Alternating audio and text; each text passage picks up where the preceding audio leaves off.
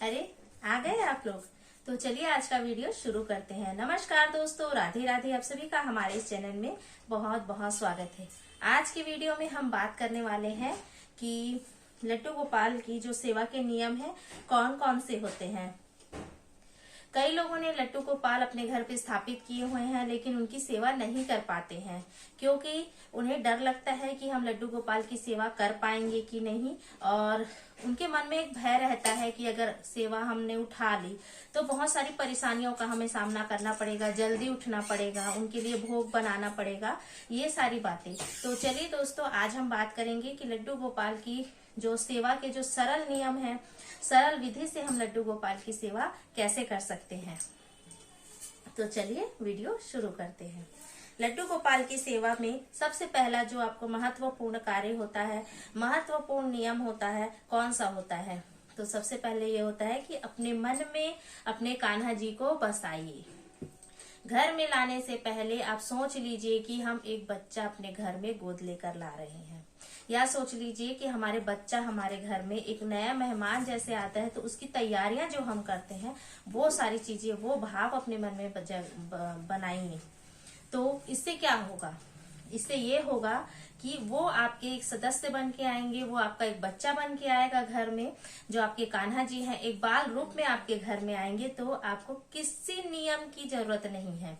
ऐसा नहीं है कि आप एकदम सुबह सुबह 4 बजे उठकर आपको पूजा करना है, नहीं। जैसे आप अपने बच्चे की सेवा करते हैं वैसे ही कान्हा जी की सेवा करनी है। बस आपको स्वच्छता का ध्यान रखना है, क्योंकि कुछ प्रभु के साथ में हमें क्योंकि हमारे संसारिक पुत्र नहीं है, आध्यात्मिक पुत्र है, तो इसके साथ में हमें कुछ मर्यादाओं का ध्यान रखना पड़ता है।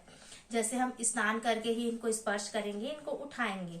तो जैसे अगर हम कान्हा जी को अपने घर में ले आते हैं ना, तो हमें चिंता हो जाती है कि हाँ, हमारे जो प्रभु है उनकी सेवा करनी है, तो उनके लिए अलग से समय निकल जाता है। हमारे मन में एक भाव आ जाता है, हमारे दैनिक जीवन के कार्यों में एक समय निकल जाता है, और खुद सारी व्यवस्थाएं व्यवस्थित ढंग से चलने लगती है। और तो लड्डू गोपाल जी की सेवा क्या करनी है? आपको सुबह उठाना है, स्नान कराना है, भोग लगाना है।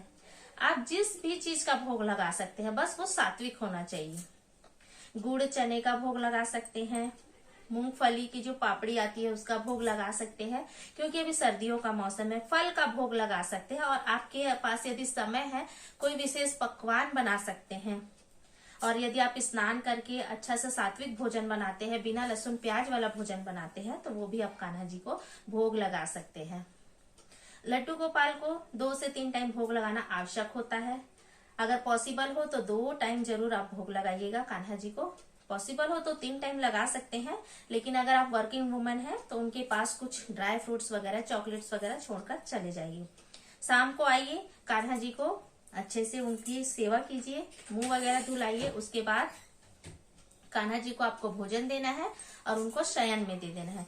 मालिश वगैरह जो आजकल हम लोग देख रहे हैं वीडियोस में कि कान्हा जी को मालिश करना जरूरी होता है, वो आपका ऑप्शनल होता है कि आपके पास यदि समय है तो वो सारी चीजें आप कीजिए, और समय नहीं है तो वो सारी चीजें आपकी कोई जरूरी नहीं है। वो तो हमारे भाव है कि हमारे पास समय है, तो हमारे लल्ला बैठे बैठे थक जाते हैं तो हम उनकी मालिश कर दें, वो हमारे ऊपर रहता है, हमारे भाव के ऊपर रहता है।